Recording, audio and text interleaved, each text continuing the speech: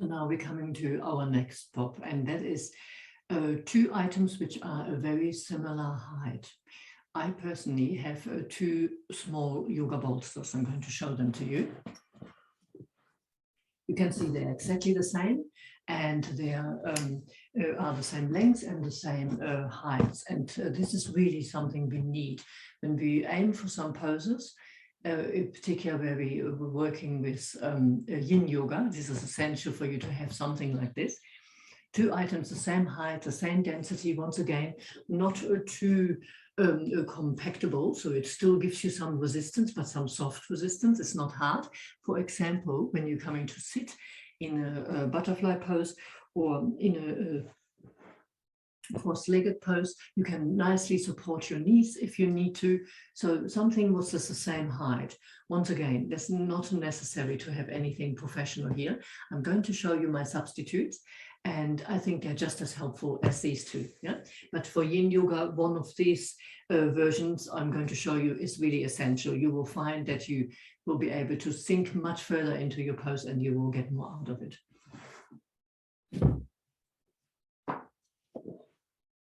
So here are my two couch pillows, very similar, very nice, very supportive. They are the same, so both legs are supported the same amount. And if you need to, you could even make it into something for one side, and you could even replace it as your, as your bolster. So these sort of things are good. The only thing is sometimes we need both. We need something the same height, like for symmetry, and we need a bolster. So for yin yoga, a big bolster and two little things are important. Another version here is just you simply have your pillows. Maybe you have some pillows on your bed, something like this. Once again, symmetry is important. We want them the same height, the same compactability, and so we can work with on both sides of the body. So the next prop, I would say, is important. This is probably particular for the progressive class and also for the yin. It's very helpful. And that's a yoga belt. And the yoga belt, what it is about is it's quite long.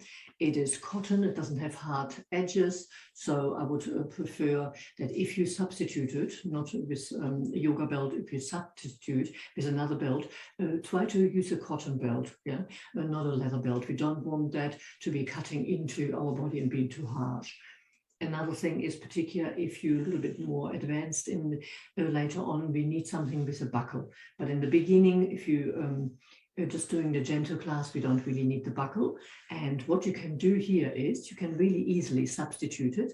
I'm going to show you. I have two versions here. One of them is just my simple scarf, which I sometimes wear, and so I will be able to use that as my substitute. A belt, for example. How I measure it is that I stretch my leg out and put it around my foot, and then it sort of gets me up to my body. So that's sort of like the minimum length we need, yeah, for this substitution of our yoga belt. And I'll just show you another version. This is like a belt I used to wear around my waist, and that also makes a sense. It's just long enough. So if you have something more like that, feel free to do it. And the good thing is, when you come to meditation, if you like working with your eyes covered, yeah, some people really like that, then you can use your scarf or your belt or your yoga belt instead of an eye cover if you don't want to buy an eye cover.